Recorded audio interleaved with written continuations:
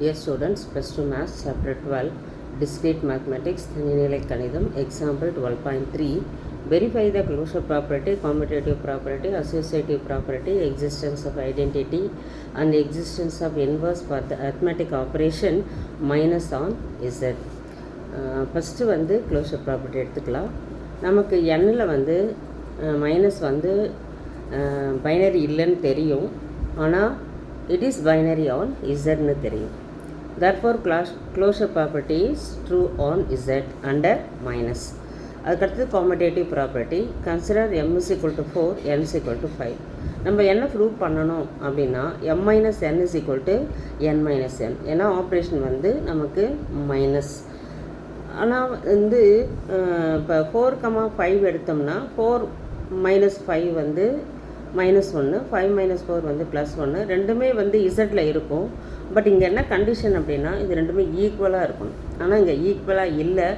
அதனால m minus n not equal to n minus m, there doesn't exist commutative property on z அப்படின்னு சொல்லிடும். அதுக்கு அடுத்தது associative property. Associative property வந்து 3 elements வந்து இசட்லேருந்து எடுக்கிறோம்.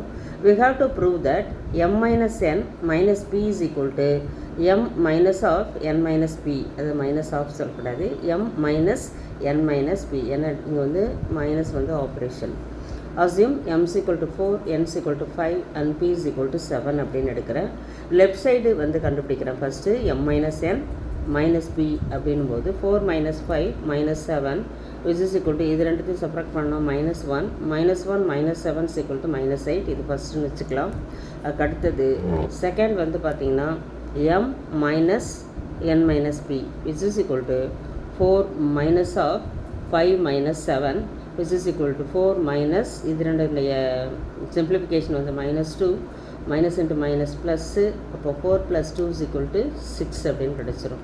இப்போ இதில் 1 2 இப்போ இது ரெண்டுமே வந்து நமக்கு ஈக்குவலாக இருக்கணும், பட் இல்லை.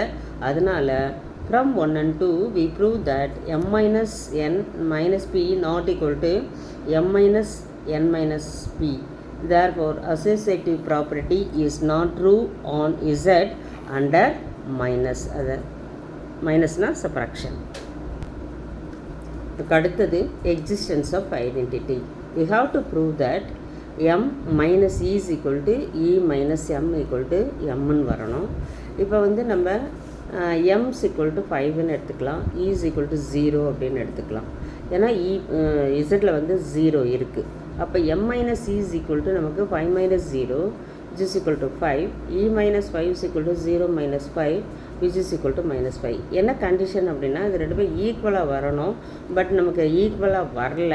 அதனால் there doesn't exist identity element on z under minus. அதுக்கு அடுத்தது எக்ஸிஸ்டன்ஸ் ஆஃப் இன்வர்ஸ். இப்போ வந்து ஒரு செட்டில் ஐடென்டிட்டி எலிமெண்ட் வந்து ட்ரூ இல்லைன்னா ஆட்டோமேட்டிக்காக நம்ம இன்வர்ஸ் எலிமெண்ட்டும் அதில் ட்ரூவாக இருக்காது அப்படின்றத நம்ம சொல்லிடலாம். therefore there doesn't exist identity element on z under minus, which implies that there is no inverse of z under minus அப்படின்னு நம்ம கன்க்ளூஷனுக்கு வந்துடலாம். Thank you.